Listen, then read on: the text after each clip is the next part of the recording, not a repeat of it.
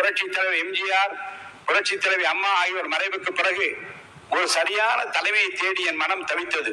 மீண்டும் ஒரு எம்ஜிஆர் நமக்கு கிடைக்க மாட்டாரா என்று என் மனம் ஏங்கியது.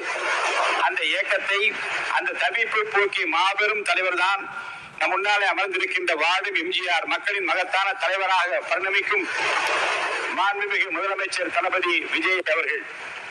அவர் எனக்கு மட்டுமல்ல, நாட்டு மக்களின் குறைகளை தீர்க்கிற, கண்ணீரை துடைக்கிற, தமிழக மக்களுக்கு கிடைத்திருக்கிற மாபெரும் சக்தியாக நீங்கள் எல்லாம் இங்கே பாராட்டி பேசினீர்களே. வந்தார், எதிர்கட்சிகளை எல்லாம் சந்தித்தார்.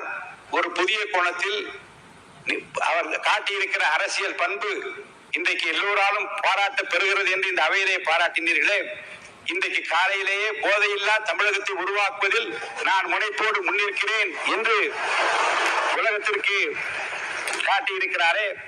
சரித்திர புகழ்மிக்க தலைவராக விளங்கும் நம்முடைய தலைவர் மாண்புமிகு முதலமைச்சர் அவர்களையும் இன்றைக்கு தமிழ்நாட்டு மக்கள் என்னை போல எம்ஜிஆராகத்தான் பார்க்கிறார்கள்.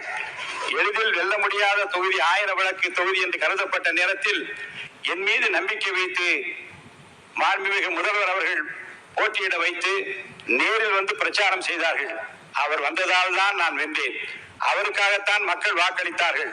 அவர்தான் முதலமைச்சராக வர வேண்டும் என்று எனக்கு வாக்களித்தார்கள். வாக்களித்த 1000 விளக்கு தொகுதி வாக்காளர் பெருமக்களுக்கு என் நெஞ்சார்ந்த நன்றியை மீண்டும் தெரிவித்துக் கொள்கிறேன்.